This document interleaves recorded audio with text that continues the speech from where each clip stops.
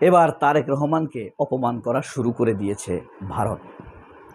তারা ভেবেছিল তারা বলার সাথে সাথে তারেক রহমান ভারতে দৌড় দিবেন, কিন্তু জনগণের চাপে হোক, ইচ্ছার কারণে হোক বা তার নৈতিকতার কারণে হোক, তিনি যান নাই। এতে জনগণ খুশি। কিন্তু ভারতের সিদ্ধান্তগুলো বা কূটনীতিগুলো বাংলাদেশের ক্ষেত্রে কখনোই ভারতের জনগণের সাথে সম্পৃক্ত হয় না। এটা হলো তার প্রমাণ। এখন তারেক রহমান ভারতে যাওয়ার ব্যাপারে হার্ড হওয়ার কারণে, কিছুটা হার্ড হওয়ার কারণে তারা এবার তারেক রহমানকে নানানভাবে অপমান করা শুরু করেছে। যেমন ভারতের সাবেক পররাষ্ট্র সচিব টাঙ্গু পিডাল, সে বলছে তারেক রহমান নিজের জন্য গর্ত খুঁড়ছে। হাসিনাকে ফেরানোর কথা বলে তারেক রহমান বাড়াবাড়ি করছে, এটা খারাপ কাজ করছে। তারেক রহমানের পরিণতি ইমরান খানের মতো হতে পারে। এই ধরনের অবন্ধুসুলভ, শত্রুতাপূর্ণ, নন ডিপ্লোম্যাটিক শব্দ ব্যবহার করছে তারা আমাদের প্রধানমন্ত্রীর বিরুদ্ধে। বাংলাদেশের একজন প্রধানমন্ত্রী, আমাদের প্রধানমন্ত্রীকে অপমান করা তো আমাদের সবাইকে অপমান করা। আপনি যেই পার্টি করেন না কেন, সবাইকে অপমান করা, তাই না? আর আমাদের ইচ্ছা তারেক রহমান কিছু জিনিস সেটেল করে তারপরে যাক, এর আগে যেন না যায়। তারেক রহমান আমাদের ইচ্ছা, মানুষের জনগণের ইচ্ছা অনুযায়ী কাজ করছে, সুতরাং আমাদের তো একটু ভালো লাগবেই। যদিও তার আশেপাশে শয়তান, টাউট, বাটপার লোকে ভরপুর, কিন্তু তার এই সিদ্ধান্তটি আমাদের পক্ষে, ন্যায় বিচারের পক্ষে, হাসিনার বিচারের পক্ষে, হাসিনার বিচার করতে হবে এর পক্ষে। এই কারণে আমাদের ভালো লাগছে। আমাদের জনগণের পক্ষে সিদ্ধান্ত নিয়েছে, এই কারণে তারা তারেক রহমানের উপরে ক্ষুব্ধ হচ্ছে। কি অপমানজনক! বলতেছে তারেক রহমান বাড়াবাড়ি করছে, নিজের জন্য গর্ত খুঁড়ছে। এগুলা কি তোমরা বলতে পারো? না, কোনোভাবেই তোমরা এসব বলতে পারো না। এরপরে দেখেন, বিদ্যাভূষণ নামের আরেকটা কূটনীতিক আছে তাদের, সে কি বলছে? হুমকি দিচ্ছে, এমন একটা সময় আসবে বাংলাদেশের সাথে আমরা যোগাযোগই রাখবো না। ঠিক আছে? আবার তারা বলছে জামায়াতের চাপে, এনসিপির চাপে এগুলো করছে। আর জামায়াত, এনসিপি কি জনগণ না? তারা 40% কাছাকাছি ভোট পাইছে, তাদের চাপ থাকবে না? এরপরে দেখেন, দীনেশ ত্রিবেদী উপদেশ দিচ্ছে। কি অসভ্যতা! সে বলতেছে উচিত তারেক রহমানের খুব দ্রুত ভারতে যাওয়া উচিত, সে শিখাই দিচ্ছে। তা তো করছেই, বাংলাদেশের ভিতরে সে কিছু দালালকে লেলিয়ে দিয়েছে। যেমন আনিস আলমগীর প্রোপাগান্ডা চালাচ্ছে, আব্দুল তুষার প্রোপাগান্ডা চালাচ্ছে।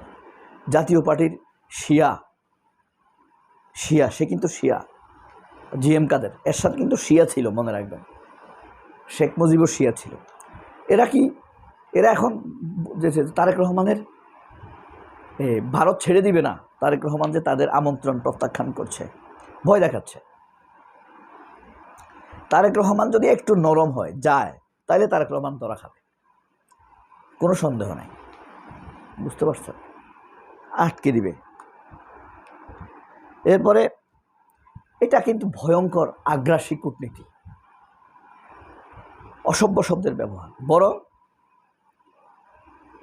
আপনারা তারেক রহমানকে এখন আমন্ত্রণ, যেহেতু যাচ্ছেন না, আপনারা থার্ড লেভেলে আলাপ আলোচনা চালান, সচিব লেভেলে আলাপ আলোচনা চালান। আমাদের পররাষ্ট্র মন্ত্রণালয়ের সচিবের সাথে আলাপ করেন, কেন যাচ্ছেন না, কী কী বিষয় প্রিপারেশন নিতে হবে। তারপর তারেক রহমান পর্যন্ত পৌঁছান। আপনার নির্দেশ মতো তারেক রহমান এখনই আপনার কথা মতো চলে যাবে। He is our prime minister. হ্যাঁ, অনার অফ বাংলাদেশ। আপনি কেন তার সাথে সেই সব আচরণ করেন? এখন আবার মাঠে নামাইছে তৌহিদকে, মিথ্যা কথা বলতেছে, সে মাঠে নামে। ইউনূস নাকি বলছে ভারতের সাথে সম্পর্ক স্বাভাবিক করুন,